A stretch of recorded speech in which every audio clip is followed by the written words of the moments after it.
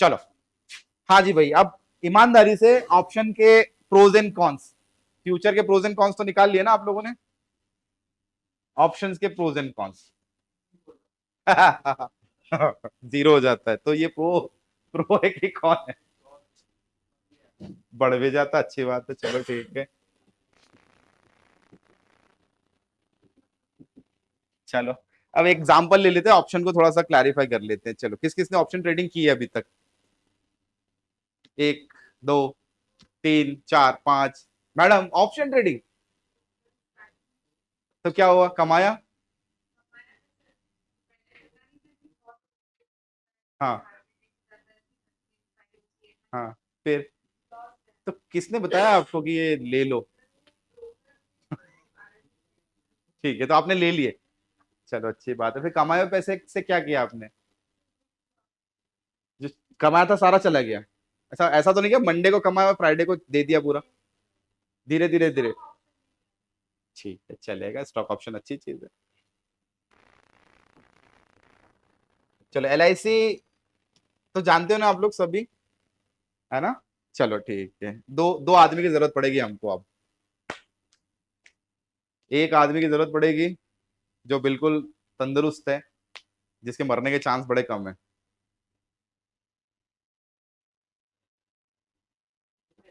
ठीक है, तो मरना ही तो नहीं है अपने को। एज क्या है तुम्हारी बेटा?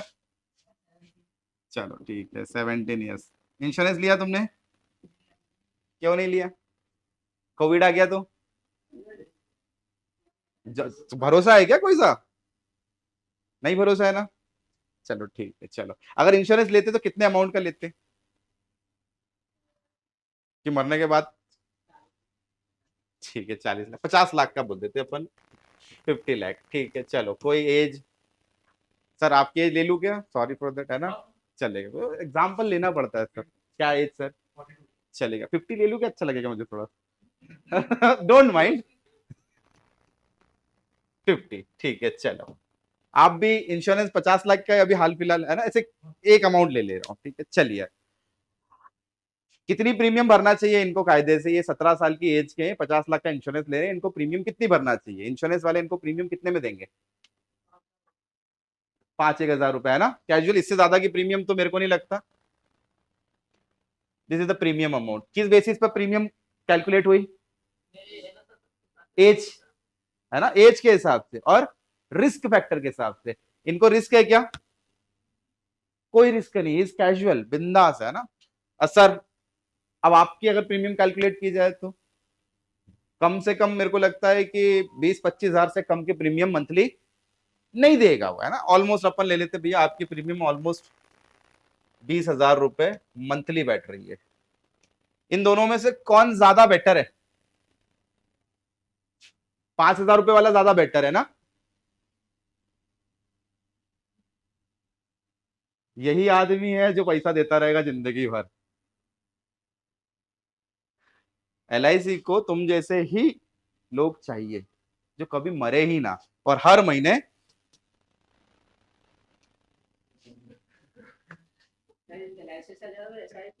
अबे वो, अभी वो एग्जाम्पल ले रहा हूं मैं, समझ तो। मारना नहीं चाह रहा हूं मैं तुझे।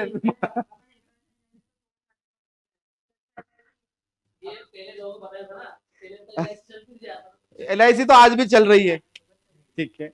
चलो, तुम नहीं मर रहे हो, है ना, अच्छी बात है। तुम चाहते हो क्या मरना? तुम खुद नहीं चाहते हो कि मैं मरूं? समझना, ये ऑप्शन ले रहा हूं, है ना, ऑप्शन समझ लेना, ये ऑप्शन नहीं है। नहीं चाहते ना मरना, फिर भी 5 हजार रुपए की तुमने इंश्योरेंस लिया ना, कि कभी मैं मर गया तो मुझे मिलेगा 5 हजार के बदले 50 lakh. Minimum investment and maximum return, correct है? ये नहीं मरा तो क्या होगा? अरे यार, 5 हजार तो गया है यार, अगले महीने फिर ले लूंगा 5 हजार। फिर नहीं मरेगा, फिर अगले महीने ले लेगा, और ऐसे करते करते ये, he is a main client L I C के हिसाब से, ठीक है। अब सर की एज की बात कर लेते हैं भैया। सॉरी फॉर दैट सर, एक और चीज दो तीन एड ऑन कर रहा हूं, ठीक है। स्मोकिंग, ड्रिंकिंग, सब, ब्लड प्रेशर भी है अपने को, दो तीन चार बीमारियां और भी है ना? उसके हिसाब से आप लोगों को 20 हजार रुपए की प्रीमियम दी गई थी, ठीक है। अब आप ज्यादा बेटर हो या ये ज्यादा बेटर है, पहले तो ये बताइए। ये बेटर है ना? सर क्यों नहीं बेटर है? कैसे बेटर है? हाँ ठीक है, रिटर्न भी जल्दी मिल जाएगा। मतलब जल्दी लुढ़क सकते हैं, ऐसा बोलना चाह रहे हो? मतलब रिटर्न के लिए तो लुढ़कना पड़ेगा। हाँ, LIC वालों को दिक्कत इनसे है कि ये कभी गलती से चले गए, इन्होंने पता लगा आज लिया इंश्योरेंस और कल गायब। तो sir you are the luckiest one कि भैया मैंने 50,000 इन्वेस्ट करके 5 लाख रुपए मैंने पहले 50 लाख कमा लिए 20,000 इन्वेस्ट करके। तो बेटर कौन है? ये। अब समझो इसको, इसको ऐसा लो। अब तो आपने बायर के हिसाब से देख लिया, ठीक है। अब LIC वाला क्या चाहेगा? वो तो पूजा करेगा इन दोनों की, भैया ये कभी ना मरे, ये दोनों ही ना मरे। तो इसका 5,000 और इसका 20,000 रुपए, कितनी कमाई है LIC की? मात्र 25,000 रुपए की कमाई है। और दाव पे कितना रखेगा वो? 1 करोड़। 50 इनका, 50 इनका, यानी 1 करोड़ रुपए लगाकर 25,000 रुपए कमाना बिजनेस कैसा है? अच्छा है या बुरा है? साउंड्स लाइक नॉट गुड ना सर? 1 करोड़ रुपए लगाकर 25,000 रुपए कमाना, सर ये कोई बिजनेस है क्या? ये तो हम ऐसे ही कमा लेंगे। अब इन दोनों के हिसाब से देखा जाए तो 5,000 रुपए लगाकर या 20,000 रुपए लगा के 50 लाख कमाना साउंड्स लाइक गुड ना? अब ईमानदारी से बताओ, पॉसिबल है क्या? 5,000 रुपए लगा के 50 लाख बनाना फेयर इनफ क्या? या 20,000 रुपए भी लगा के 50 लाख बनाना? नहीं ना, मरना पड़ेगा। और मरता आदमी ऐसा तो है नहीं ना। तो ये दोनों पैसा देते रहते हैं because they are the buyer of premium, and ये पैसा आपका हमेशा लेता रहता है। He is a seller of a premium. इसलिए मैं बोल रहा था कि हमेशा सेलर बाजार के अंदर पैसा कमाता है। LIC डूब गया क्या? कोविड में कितने लोग गए, कोई फर्क पड़ा क्या उसको? आज भी लोग इंश्योरेंस ले रहे हैं ना, प्रीमियम्स भर रहे हैं ना, मर जाते हैं क्या लेते से? पॉसिबल ही नहीं है ना। तो हमको क्या बनना चाहिए कायदे से? सेलर। ठीक है, यानी अगर आप लोग 22 दिन में से ट्रेडिंग कर रहे हो तो 22 दिन में से 18 दिन आप सेलर बन जाओ और बाकी के 4 दिन बायर बन जाओ। क्योंकि बायर 4 दिन ही कमाता है, क्योंकि मार्केट में मोमेंटम 4 बार ही आएगा, और सेलर 18 दिन कमाता रहता है, क्योंकि उसको मालूम है बैठे बैठा है प्रीमियम हमेशा गलेगी। यानी आप लोगों को कुछ नहीं हुआ तो आपका कुछ जा नहीं रहा है, आपकी प्रीमियम किसको जा रही है? बैठे बैठा है सीधे सेलर को जा रही है। और सेलर क्या करता है? सेलर 1 करोड़ रुपए लेकर बैठा है और प्रीमियम को शॉर्ट मार के बैठा है। He is a seller, premium short करता है ये। और ही इज अ बायर, ये प्रीमियम लॉन्ग करता है। इसलिए बोला जाता है कि भैया सस्ता, सुंदर, टिकाऊ ये है, इसको कोई फर्क नहीं पड़ रहा। इसके 5 डूब भी गए तो इनको भी कोई फर्क नहीं पड़ रहा, बट ये छोटा छोटा करके अमाउंट इतना चला जाता है ना ऑप्शन के अंदर, पता ही नहीं पड़ता है। अच्छा आज 5 गया, चल कल फिर 5 गया, परसों फिर 5 गया, ऐसे करते करते 5 लाख डुबा दिए। अब सोचो कि 5 लाख लगा के अगर सेलर बन जाते तो हो सकता था आप 25,000 रुपए कमा लेते। सेलर की इनकम कैसी है? स्लो, बैठे बिठाए। किस चीज का मिल रहा है इसको? आपकी जैसे इंश्योरेंस कराते हो गाड़ी की, तो रोज भले गाड़ी चलाओ या ना चलाओ, रोज का एक वैल्यू होता है, डेप्रिसिएटिंग वैल्यू होता है। कहाँ जाता है वो? दैट गोज टू प्रीमियम वाले को जाता है, यानी वो सेलर जो आपको प्रीमियम बेच रहा है उसको ही जाता है ना। तो यहाँ पे भी तो यही फंडा है। रोज एक अमाउंट छोटा छोटा सा जो उसका वैल्यू है, टाइम वैल्यू जिसको बोलते हैं, दैट गोज टू सेलर। आज आपको दिखी 5,000 की, कल कितने की दिखेगी? 4,500, 4,000, 3,500, 3,000, 2,000, और आके आज के दिन 0.05। अगर आपका इवेंट या इंसिडेंट नहीं होता है डेडिकेटेड तारीख को तो। यानी ये कैसे कॉन्ट्रैक्ट्स हैं? These are the contract on the basis of some probability calculation कि भैया हो गया तो ठीक है, अदरवाइज पैसा खत्म। कमा लिया किसी दिन, एक आध दिन 5,000 रुपए से 50,000 रुपए, 5 लाख कमा लिया, हर बार होगा क्या?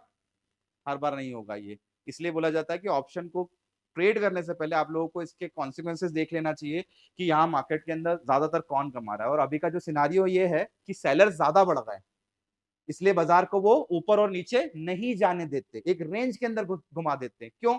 उनको मालूम है कि भैया 17 तारीख को तो ये सब चीजें खत्म हो जानी है। ये दोनों नहीं मरे तो 17 तारीख को क्या होगा? 5 और 25 ये किसके पास चले जाएंगे? सीधे सेलर के पास चले जाएंगे। तो सेलर ज्यादातर यही करता है, बाजार को रेंज में रखता है, साइडवेज। अभी जैसे मैंने 2 कॉलम बनाए ना, 2 ब्लॉक्स बनाए ना, वो सेलर के जोन है। सेलर ना इससे ऊपर जाने दे रहा है ना इससे नीचे जाने दे रहा है। कब भागेगा मार्केट? हो सकता है कल भागे, आज नहीं भागेगा बाजार, कल भागेगा। ये बेसिक सा कॉन्सेप्ट है आप लोगों के ऑप्शन का। तो ऑप्शन को समझने के लिए आपको यही यही समझना पड़ेगा भैया कि हम एलआईसी बनना चाह रहे हैं कि हम ये प्रीमियम के बायर बनना चाह रहे हैं। लगता सबको इजी है कि सर 5,000 रुपए या फिर 20,000 रुपए, कई बार ये कमा भी जाते हैं और 90% पैसा डूबना तय है। अगर गलत ट्रेड ले लिया तो भैया आपका वो सोचो कि आप इन 4 दिन की जगह आप इन 18 दिन में ट्रेड कर रहे हो तो आपकी हालत क्या हो जाना, जैसे आज कल परसों 2-4 दिन से यही चल रहा है क्या? अरे 6 महीने से ही चल रहा है। 6 महीने से बाजार कोई कोई मतलब ही नहीं है, घूमता हल्का सा बढ़ता साइड पे हो जाता है, घूमता हल्का सा बढ़ता साइड पे हो जाता है। यानी मॉर्निंग ट्रेड से आप लोग के लिए बेटर है, 9:15 से 9:30 तक के ट्रेड्स लेकर बाहर हो जाओ तो हो जाओ, अदरवाइज पूरे दिन भर वेट करने की जरूरत नहीं। ये आप लोगों का ऑप्शन ट्रेडिंग है। अगर ऑप्शन ट्रेडिंग करना हो तो आप लोगों को प्लीज समझना पड़ेगा कि भैया मैं कौन सा बायर बन रहा हूँ, सस्ता बायर बन रहा हूँ या बायर में थोड़ा सा महंगा बायर बन रहा हूँ या फिर सेलर बन रहा हूँ। सेलर के लिए आपको पैसा रखना पड़ेगा, नो डाउट कमाई होगी, नो डाउट, लेकिन कभी गलती से ये दोनों लुढ़क गए तो सेलर 1 करोड़ रुपए लूज भी करता है। यानी कमाई बहुत लिमिटेड है और रिस्क बहुत ज्यादा है, और इनकी रिस्क बहुत कम है और कमाई बहुत ज्यादा है। तो बहुत सोच समझ के करना पड़ेगा। प्रोबेबिलिटी कैलकुलेशन इतना आसान नहीं है ना। हम लोग वो करें, सॉल्व क्वेश्चन करें कि भैया एक बक्से में 4 नीली गेंद, 5 पीली गेंद और 1 हरी गेंद डाली, चलो अब बताओ घुमाओ शफल करो क्या निकलेगा? निकालना हरी गेंद है जो एक है, क्या निकलेगा? प्रोबेबिलिटी तो कम है ना हरी निकलने की। गलती से एक बार में आ गए तो जैकपॉट लग गया, नहीं तो जीरो। तो ये ऑप्शन, ठीक है। ऑप्शन एक कॉन्ट्रैक्ट, ये सब कॉन्ट्रैक्ट है। जैसे फ्यूचर कॉन्ट्रैक्ट होते हैं ना, वैसे ये ऑप्शंस के कॉन्ट्रैक्ट है। ये कॉन्ट्रैक्ट कर रहा है बाय का, ये कॉन्ट्रैक्ट कर रहा है सेल का, ये भी कॉन्ट्रैक्ट कर रहा है बाय का, ये सेल का कर रहा है। ऐसे मल्टीपल कॉन्ट्रैक्ट्स है बाइंग के और सेलिंग के, जो आप लोगों को भी करना है। कॉन्ट्रैक्ट लीगल है, क्यों लीगल है? बिकॉज ये सेंट्रलाइज है, एनएससी और बीएससी के अंडर चल रहा है, दैट इज वाई ये लीगल है ना। ऑप्शन ट्रेडिंग प्रोबेबिलिटी कैलकुलेशन है। ऑप्शन के जैसे बहुत सारी चीजें होती है, आप लोगों ने शायद सुना होगा, ये बहुत सारे गेम वगैरह चलते हैं आजकल जो बैन हो रहे हैं ना, एविएटर, तिरंगा, कलर ट्रेडिंग और समथिंग, बहुत सारी चीजें चल रही है ना। पता नहीं क्या क्या है वो, जुआ सट्टा ही है वो, मटका ही है वो, एक तरीके से। तो आजकल तो वो नाम बदल दिए इनके, बाकी है वो वही। ये देख पकड़ में आ गया जो जिसको नॉलेज होता है वो बोलता है अब अच्छा बताओ क्या था? हाँ, कौन सा प्लेन वाला? वो प्लेन उड़ा उड़ा उड़ा उड़ा उड़ा उड़ा पैसे बने धड़ाम तो 100। हाँ नहीं नहीं, ये भी है, दोनों चीजें, दोनों पक्ष समझदार है।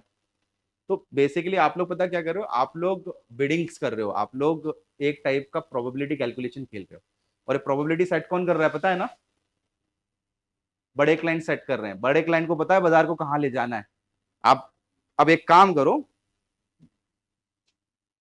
FII DI का डाटा लास्ट टाइम कब खोला था आपने? चलो अब एक काम करो, FII DI का डाटा खोल के देखो एक बार एनएससी की ऑफिशियल वेबसाइट पर या CDSL पर या NSDL पर। वहां पर देखो कि इक्विटी में क्या चल रहा है FII DI का, फ्यूचर में क्या चल रहा है, ऑप्शन में क्या चल रहा है। ये 3 चीजें देखो जरा एक बार। इक्विटी में बाइंग चल रहा है क्या, फ्यूचर में बाइंग चल रहा है क्या, ऑप्शन में क्या चल रहा है, देखो जरा। FII DI data official website खुलेगी, एनएससी की वेबसाइट में नीचे ही बॉटम पे खुलेगा, आपको आइडिया लगेगा कि क्या एग्जैक्टली हो रहा है मार्केट के अंदर।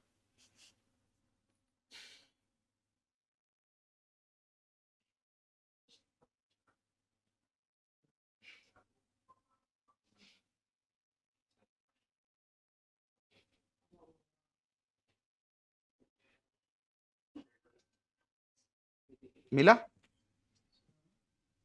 इक्विटी, फ्यूचर एंड ऑप्शन का डाटा समझ में आ जाएगा आप लोगों को। सर एफआई में जो बीएससी और एनएससी जो कैपिटल मार्केट सेगमेंट में हाँ जी, बायर साइड ज्यादा है, सेलर साइड कम। ठीक है। डेरिवेटिव सेक्शन देखो, डेरिवेटिव सेक्शन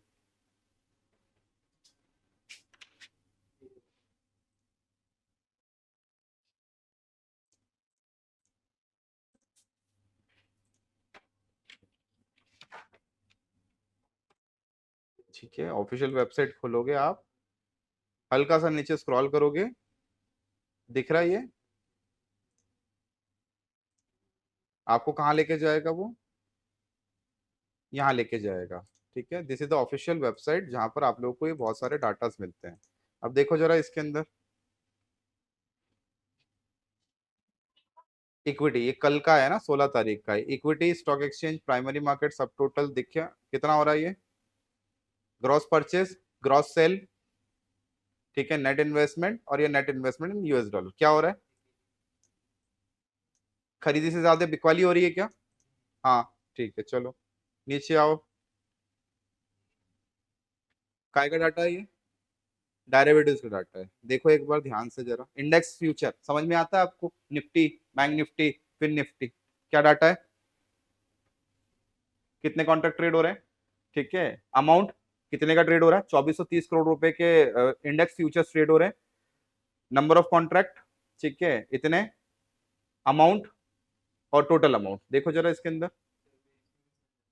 हाँ हाँ ठीक है, अब सी, सेल ज्यादा हुआ ना, ऑलमोस्ट दिख ही रहा है ना सेल तो अपने को, है ना। इंडेक्स ऑप्शन देखो,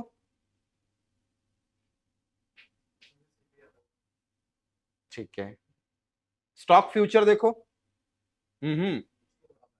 स्टॉक फ्यूचर बाइंग हो रहा है, दिख रहा है क्या, ठीक है चलेगा। स्टॉक ऑप्शन देखो,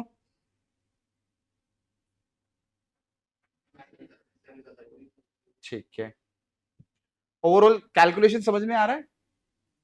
ऑलमोस्ट मार्केट के अंदर अगर डेरिवेटिव सेक्शन है तो ये एफपीआईज है, daily trends in FPIs, foreign portfolio investors, यानी बड़े क्लाइंट्स कर रहे हैं ये सबका एक्यूमुलेटेड डाटा है, पूरे इंडेक्स का डाटा है ये। और नीचे आओगे तो currency derivatives and commodity futures, इनके भी डाटा मिल जाएंगे आप लोगों को। आप लोगों को फ्यूचर एंड ऑप्शंस को अगर ट्रेड करना तो ये भी देखना पड़ेगा आप लोगों को। ओवाई दिया हुआ है यहाँ पर, एट द एंड ऑफ ओवाई कितना है ओवाई, देख लो, ओपन इंटरेस्ट, ये तो समझ में आता है ओपन इंटरेस्ट क्या है, सब ओपन इंटरेस्ट है। नंबर ऑफ कॉन्ट्रैक्ट्स देख लीजिए कितने, अगर ये बढ़ रहे हैं तो समझ लीजिए कि कहीं ना कहीं हमारा बाइंग सेंटीमेंट हो सकता है, अगर घट रहा है तो कहीं ना कहीं मार्केट के अंदर न्यूट्रल सिचुएशन बनेगी। ये देखना ज्यादा जरूरी है आप लोगों के लिए। ऑप्शन एंड फ्यूचर जब ट्रेड करते हो तो डाटा पर ट्रेड करते हैं हम लोग, और डाटा एफपीआई का ज्यादा इंपॉर्टेंट है रादर देन हमारा। अगर इक्विटी के अंदर, ठीक है, इक्विटी के अंदर बाइंग बढ़ रही है, समझना, इक्विटी के अंदर अगर बाइंग बढ़ रही है तो फ्यूचर में भी बाइंग होगा, इक्विटी बाइंग, फ्यूचर भी बाइंग, और ऑप्शन सेलिंग होगा। समझ में आ रहा है क्या? अगर मार्केट में वॉलेटिलिटी नहीं होगी, जैसे इंडिया विक्स कितना चल रहा है अभी, 11 चल रहा है, तो 11 का मतलब समझ में आता है, बाजार कोई एक्स्ट्रा ऑर्डिनरी मोमेंटम नहीं करेगा, बाजार एक रेंज में घूमेगा, और उस रेंज में घूमने के लिए कौन क्या करेगा, एलआईसी बनेगा आदमी ना, कि भैया नहीं मरने वाले दोनों, तो क्या करेगा वो, इससे भी ले लेगा 5,000, इनसे भी ले लेगा 20,000 और बैठ जाएगा चुपचाप। क्या वेट करेगा, प्रीमियम के निकलने का। इवेंट नहीं होगा तो आपका पूरा पैसा सेलर खा जाएगा। इसलिए जब जब मार्केट में वॉलिटिलिटी नहीं होती है तो आपकी प्रीमियम गलती है, बिकॉज ऑफ बड़े क्लाइंट शॉर्ट मार रहे हैं। ये शॉर्ट सेल का डाटा आप लोगों को रीड आउट करना पड़ेगा, नहीं तो आप लोग हमेशा ऑप्शन के अंदर लॉस खाओगे। अगर इक्विटी बाय हो रहा है, फ्यूचर बाय हो रहा है, तो समझो कि ऑप्शन के अंदर आपको सेलिंग मिलेगा, ठीक है, वो सेलिंग का होगा, वो पुट सेल होगा या कॉल सेल होगा, बहुत दूर का है ना, हम लोग लेंगे थोड़ा सा डिटेल में लेंगे। पुट सेल होगा, डेफिनेटली होगा, क्यों, क्योंकि मालूम है प्रीमियम खत्म हो जाना है, करेक्ट है। अगर इक्विटी गिर रहा है, फ्यूचर भी गिरेगा और ऑप्शन बाइंग हो जाएगा। समझ में आ रहा है क्या? कहीं ना कहीं आदमी वहां पर बाइंग करने की कोशिश करेगा, यानी टोटली फ्यूचर एंड ऑप्शन थोड़े से कैसे चलेंगे, अपोजिट चलेंगे, ठीक है। और जब मार्केट में मोमेंटम आ जाएगा तो क्या होगा, बहुत तेजी से बाजार भागने लगेगा, तो कुछ नहीं होगा, सारे के सारे सेलर एग्जिट मारेंगे और सब हो जाएगा बाय। ओपन इंटरेस्ट बहुत हेवीली बढ़ने लगेगा, और ओवाई दूर दूर की जगह ओवाई कहां आ जाएगा, बहुत ही नजदीक आ जाएगा, और मोमेंटम्स तेज हो जाएंगे, उसमें इंडिया विक्स बढ़ जाएगा।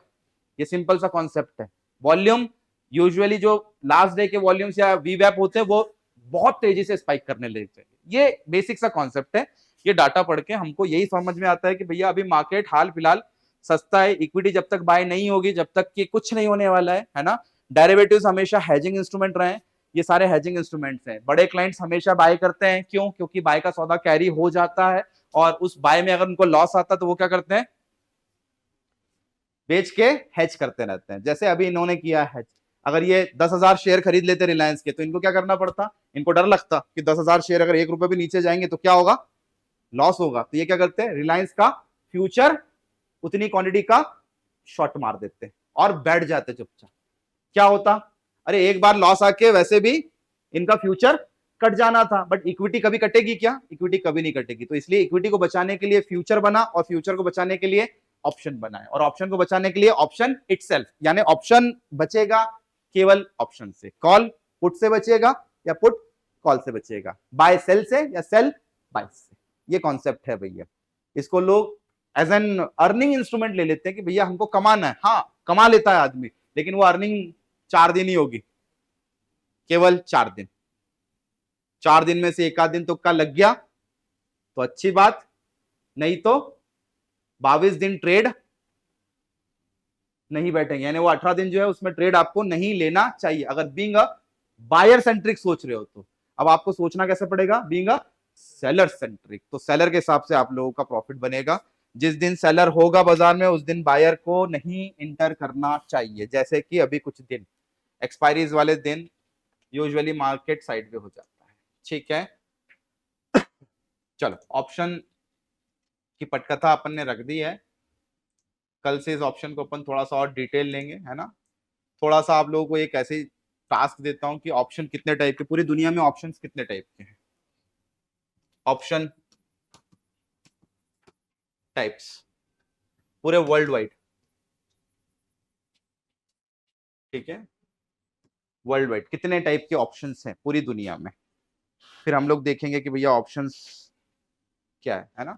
आई take it as an Black Scholes methodology है, उसको मैं लूंगा, है ना। ऑप्शंस के अंदर ब्लैक सोल्स मेथोडोलॉजी है, उसके through we can decide the probability, we can decide, हम लोग एग्जैक्टली प्रीमियम कैलकुलेशन करेंगे, हम एग्जैक्टली हर एक चीज कैलकुलेट करेंगे। भैया आज मैंने अगर कैरी किया है तो भैया वो 2 दिन 4 दिन तक उसकी वैल्यूएशन कितनी हो जाती है, मार्केट अगर 2 रुपए भी बढ़ेगा तो मुझे कितना मिलेगा या कितना जाएगा, ये सब कैलकुलेशन होगा by the method of Black Scholes methodology. ठीक है, वर्ल्ड वाइड, सारे वर्ल्ड वाइड जितने भी वर्ल्ड के अंदर ऑप्शंस हैं वो कैसे ट्रेड हो रहे हैं, उनकी क्या बेसिक उनके पीछे लॉजिक है, उस हिसाब से हम ऑप्शन समझेंगे। ठीक है, चलिए कहां बंद हो गई निफ्टी,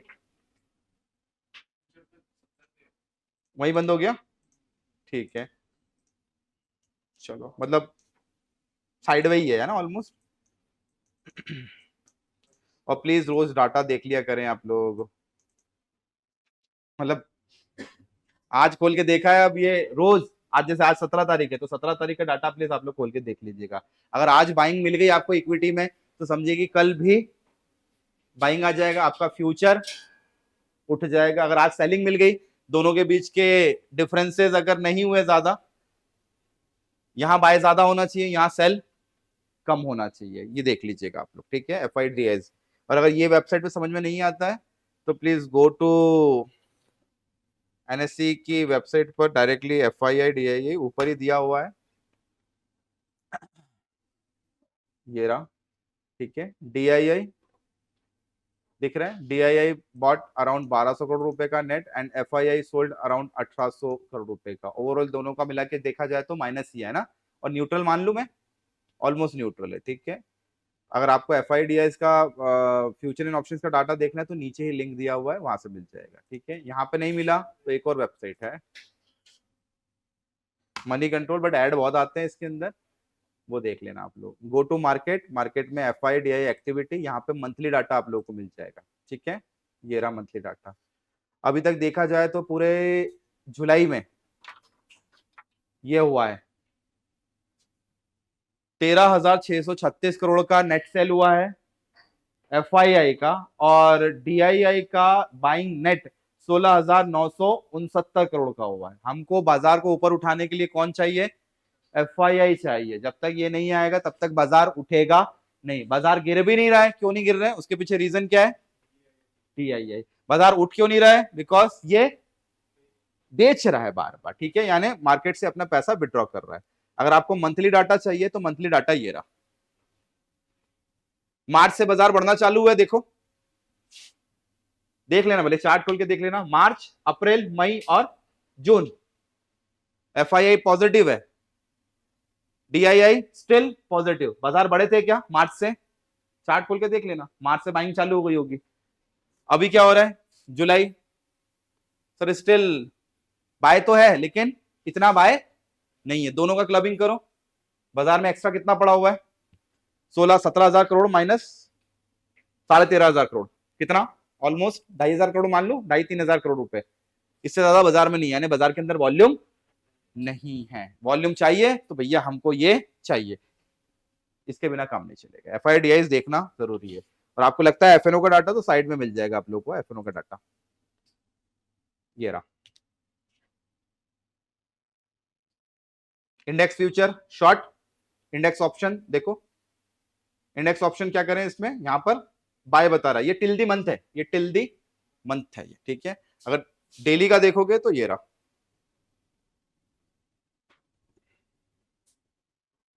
और ये शॉर्ट ही मार रहा है, ये अभी तक पूरे फ्यूचर शॉर्ट है, यानी हेज, पूरा हेज चल रहा है, यानी इक्विटी हेजिंग चल रही है अभी, है ना। और ऑप्शन के अंदर कैजुअली हल्का फुल्का बाइंग भी है और हल्का फुल्का सेलिंग भी है। ओवरऑल देखा जाए तो नेट परचेस ज्यादा है इंडेक्स ऑप्शन FII का, ठीक है। स्टॉक का देखना हो तो स्टॉक का ये रहा, FII stock future selling and FII stock option buying. क्या कर दिया इन्होंने, फ्यूचर को भी हेज कर दिया इन्होंने, समझ में आ रहा है। पहले इक्विटी को हेज किया फ्यूचर से, और फिर फ्यूचर को हेज कर दिया ऑप्शन से। इसको कॉलर बोलते हैं। दैट मीन्स किसी एक चीज को बचाने के लिए दूसरी चीज, उस दूसरी चीज को बचाने के लिए तीसरी चीज। This is the hedging strategy. ये भी एक अच्छी स्ट्रैटेजी है, ठीक है। चलो कल से अपन ऑप्शन चालू करेंगे प्रॉपरली। प्लीज ब्रिंग लैपटॉप ताकि आप लोगों को क्लैरिटी बनी रहे, है ना। चलिए।